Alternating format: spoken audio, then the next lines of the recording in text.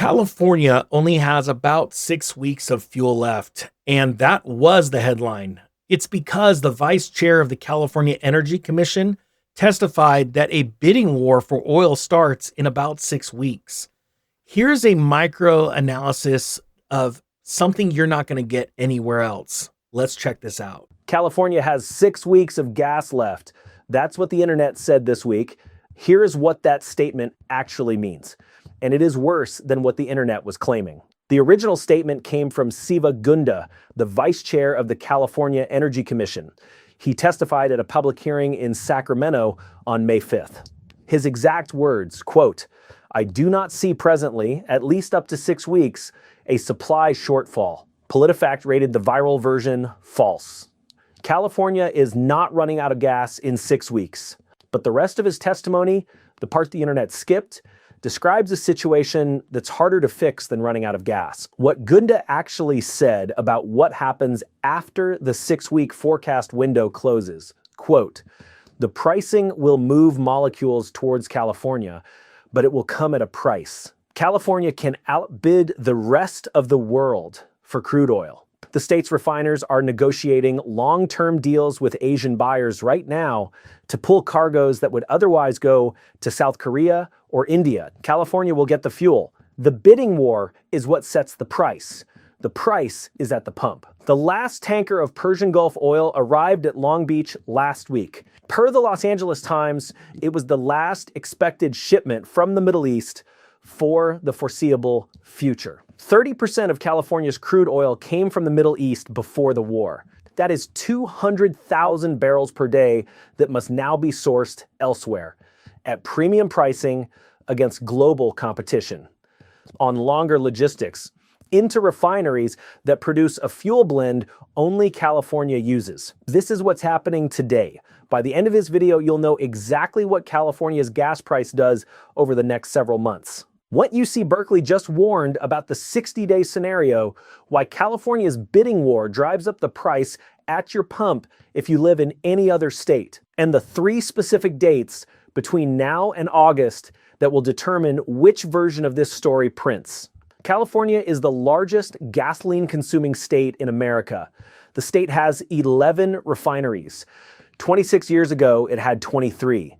2 of those 11 went offline in the last 6 months. Phillips 66 closed its Wilmington and Carson refinery in November of last year. 140,000 barrels per day of capacity gone. Valero idled its Benicia refinery in April, another 145,000 barrels per day. Combined, 285,000 barrels of refining capacity offline going into the demand window, where Persian Gulf supply just disappeared. 61% of California refinery feedstock came from foreign sources before the war. That number is per the Public Policy Institute of California. The state was structurally dependent on imported crude before February. Now the largest single source, the Middle East, is closed. The vice chair told a public hearing the state has roughly 6 weeks before that structural dependency starts pricing into the pump in a new way. Now back to the Gunda testimony. His price forecast for consumers, quote, under $7, more like $6.50. California is currently at $6.15 per gallon average, the highest in the country. California is already at $6.15. The demand destruction is already in the market. California is already at $6.15. The demand destruction is already in the market. Gunda described it directly. Drivers shifting from higher price stations to cheaper ones. That isn't a market correction, it's a market concession. People are driving further to save 20 cents a gallon. That is not equilibrium, that is rationing. Severin Borenstein is a professor of business administration and public policy at UC Berkeley. He testified at the same hearing. His scenario is different from Gunda's price forecast. If the Strait of Hormuz stays closed for another 60 days, Borenstein said crude could climb another $40 to $80 per barrel. Each $40 increase translates to about $1 per gallon at the pump. The current California average is $6.15. Borenstein's 60-day scenario puts the California pump price at $7.15 to $8.15. Borenstein on what that scenario looks like, quote, Unfortunately, I think that would be a crisis. I know we all hope that doesn't happen and that the flow of oil resumes. But the reality is we are on borrowed time as we run down inventories. Hey, real quick, guys, sorry to jump in, but I just want to let you know that sale is ending soon on the 4 course bundle, the real estate cycles, the real estate bear market course, how to sell the home after you buy it. This is a huge opportunity. Take a look at it. Links down below. Now let's get back to the video. A UC Berkeley professor said the words borrowed time and crisis in sworn legislative testimony. The vice chair of the California Energy Commission said the words bidding war and at a price. The Oil Industry Trade Association president, Jody Muller of the Western States Petroleum Association, said California's fuel system has been, quote, weakened by design. 3 sources, 3 angles, same conclusion.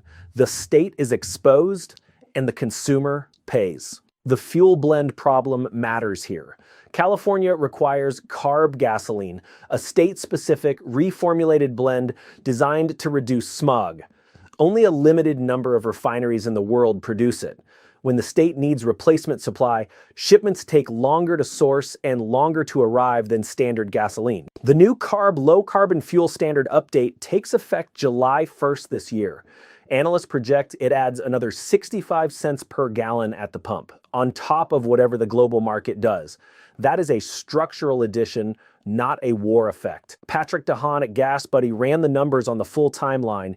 His California fuel trouble forecast extends 64 weeks through June or July of 2027. Even when Hormuz reopens, the state's refining capacity is permanently smaller than it was a year ago. Even when Hormuz reopens, the state's refining capacity is permanently smaller than it was a year ago. Now, the part that matters to anyone watching this who does not live in California. The national gas price as of May 12th is $4.50 per gallon. That's up 43.6% year over year. The increase isn't a California problem. Every single U.S. state has seen double-digit gas price increases in the last 12 months. 12 states have seen 50% or higher increases. Ohio up 57%, New Hampshire up 56%, Michigan up 53%. The national average is now higher than it was during the peak of 2022 at $6.15. California is just the leading edge of a curve every state is on. When California enters a global bidding war for crude, the price of every barrel in the global market rises, not just the barrels California buys. The refinery in Texas selling gas in Oklahoma is pricing against the same global crude market California is bidding up. California's premium becomes the national floor. The pre-pandemic spread between California gas prices and the national average was 68 cents. The current spread is $1.19. That gap has widened in real time as the structural deficit deepened. Per Public Policy Institute of California research, the California premium has roughly doubled since 2020. That is what spillover looks like in the data.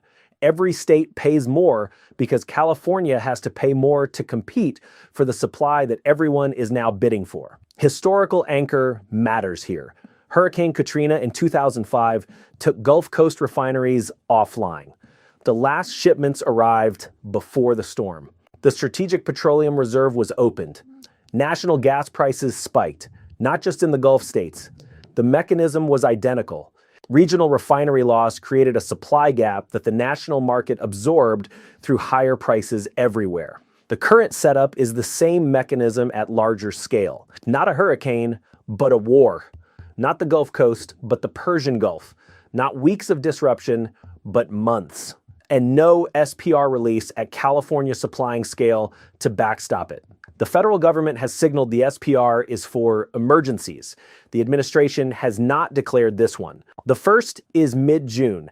That is when Gunda's 6-week forecast window closes.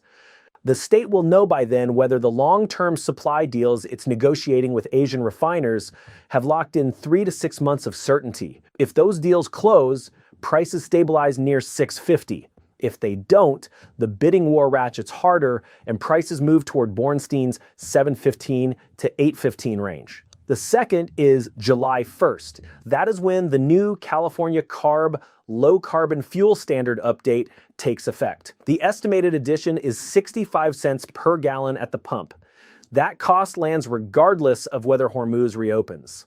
It is structural pricing built into California fuel by state law.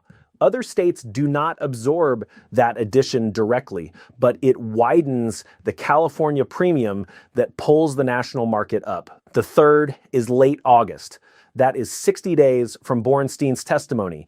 It is the deadline on his scenario. If the Strait of Hormuz is still closed at the end of August, the $40 to $80 crude price increase Borenstein described is the math the global oil market will run. The Dallas Fed Energy Survey from earlier in this drop confirmed that 80% of Texas oil industry insiders don't expect Hormuz to fully normalize before August. Two independent sources, two independent methods, same window. Mid-June, July 1st, late August. Mark them. The pump price you pay between now and Labor Day depends on what happens at all three. Economic Ninja is out.